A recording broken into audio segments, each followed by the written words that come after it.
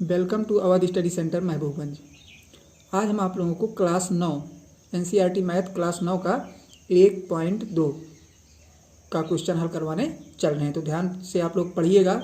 1.1 हम आप लोगों को पढ़ा चुके हैं। प्लेलिस्ट में जा करके आप लोग उसको पढ़ सकते हैं, नोटबुक में लिख सकते हैं, बना सकते हैं। तो आप लोग पढ़ते रहिए, अध्ययन करते रहिए, क्योंकि आज का टाइम जो है कुछ विषम परिस्थितियां चल रही हैं। तो आप लोगों के अध्ययन के लिए माध्यम केवल एक ही यही बचा है कि इसके माध्यम से हम आप लोगों को टीचिंग का कार्य इसके माध्यम से हम कर रहे हैं, जिससे आप लोगों की पढ़ाई को कोई दिक्कत ना हो। तो चैनल को सब्सक्राइब भी कर लेना और बेल आइकन भी दबा देना, ताकि हम जैसे ही यहाँ से कोई वीडियो अपलोड करें या जैसे ही हम यहाँ पे आप लोगों को पढ़ाएं, वैसे आप लोगों का इसका नोटिफिकेशन या इसकी सूचना आप लोगों तक पहुँच जाए और आप लोग आसानी से पढ़ सकें। तो चलिए देखिए, कह रहा नीचे दिए गए कथन सत्य हैं या असत्य, कारण के साथ अपने उत्तर दीजिए। हम पिछले वीडियो में या पिछले चैप्टर में हमने आप लोगों को बताया था इसके बारे में डिटेल, परिमेय और अपरिमेय संख्याओं के बारे में हमने डिटेल से आप लोगों को बताया है। वहाँ पे आप लोग जा करके उसको पढ़ लेंगे तो परिमेय संख्याएं और अपरिमेय संख्याएं जो होती हैं उनके बारे में आप लोगों को पूरी जानकारी विस्तृत रूप से हो जाएगी। इसमें कह रहा प्रत्येक परिमेय संख्या एक वास्तविक संख्या होती है। अब कह रहा ये सत्य है कि असत्य, तो ये कथन आपका सत्य है, यानी कथन जो है कैसा है, सत्य है। कह रहा कारण भी देना है, क्योंकि जो है परिमेय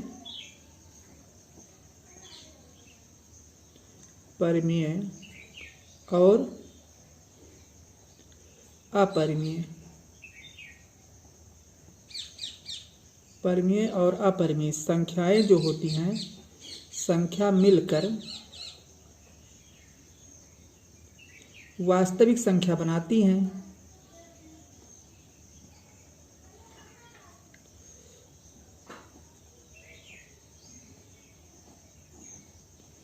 यानी अपरिमेय संख्याएं और परिमेय संख्याएं, हम पिछले चैप्टर में बढ़िया सा उसको बता चुके हैं, उसको आप लोग जरूर पढ़िए। ये दोनों संख्याएं जब मिलती हैं तो वास्तविक संख्या बनती है। कहने का मतलब ये हुआ कि वास्तविक संख्या परिमेय संख्या भी होती है और अपरिमेय संख्या भी होती है। दोनों संख्याएं ही वास्तविक संख्याएं होती हैं। तो ये कथन आपका सत्य है कि प्रत्येक अपरिमेय संख्या एक वास्तविक संख्या होती है। तो ये आपका कथन जो है कैसा है, सत्य है। चलिए दूसरा क्वेश्चन इसका देखते हैं। अगला कह रहा है संख्या रेखा का प्रत्येक बिंदु √m के रूप का होता है, जहां √m एक प्राकृत संख्या है। ये कथन आपका असत्य है। कथन असत्य है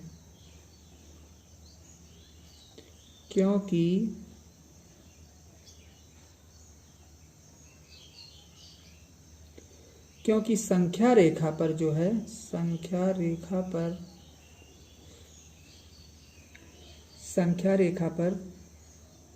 सभी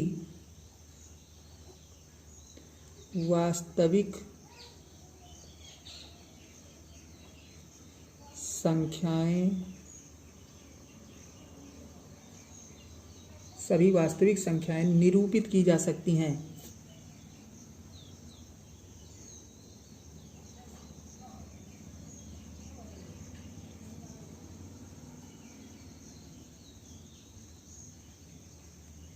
तो ये कथन आपका क्या है, असत्य है। अगला देखते हैं। अगला कह रहा प्रत्येक वास्तविक संख्या एक अपरिमेय संख्या होती है। तो प्रत्येक वास्तविक संख्या एक अपरिमेय संख्या नहीं होती है। ये कथन आपका कैसा है, असत्य है। यानी कथन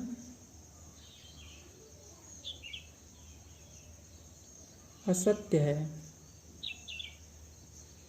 क्योंकि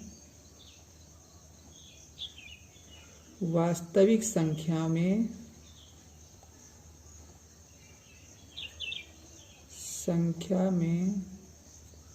परिमेय संख्या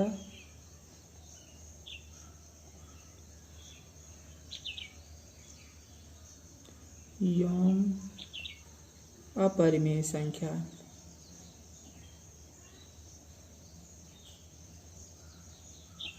दोनों होती हैं।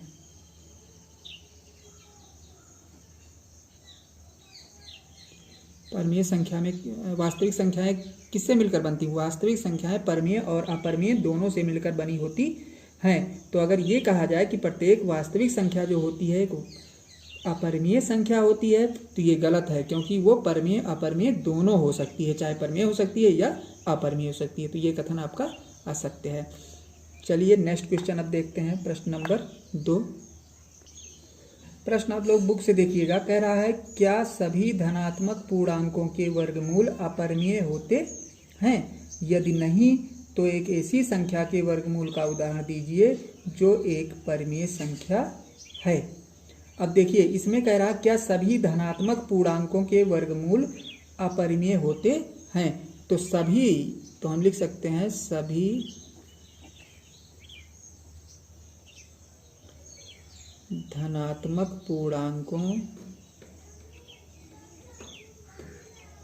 के वर्गमूल अपरिमेय नहीं होते हैं।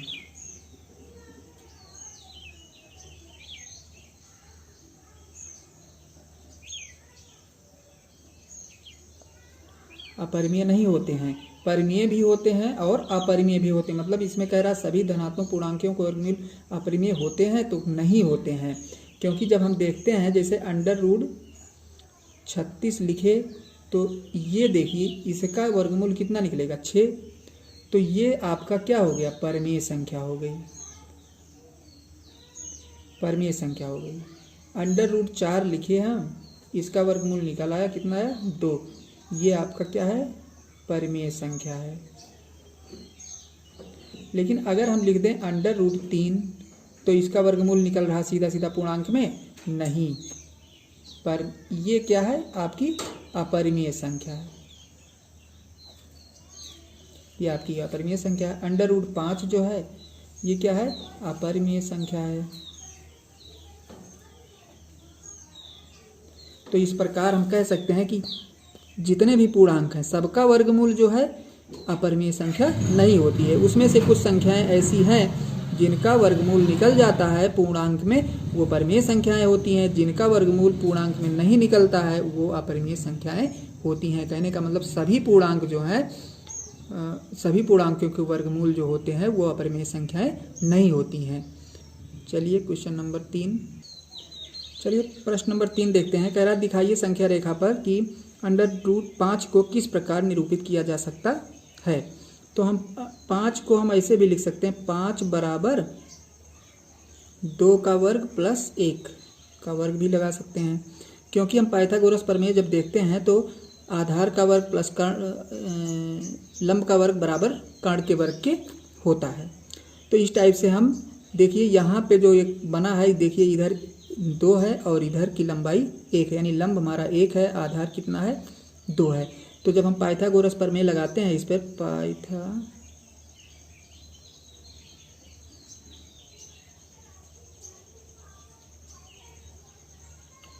पाइथागोरस प्रमेय, तो ये आपका हो जाएगा, यानी इसका वर्ग यानी 1 का वर्ग प्लस 2 यानी इधर का ये 2 का वर्ग और ये 1 का वर्ग, 2 का वर्ग बराबर होता है कितने का वर्ग के?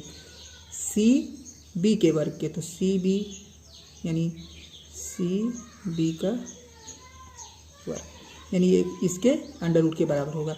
तो ये आपका जोड़ लेंगे कितना हो जाएगा? 1 और बराबर 4, तो 4 1 5, यानी ये आपका √5 हो गया।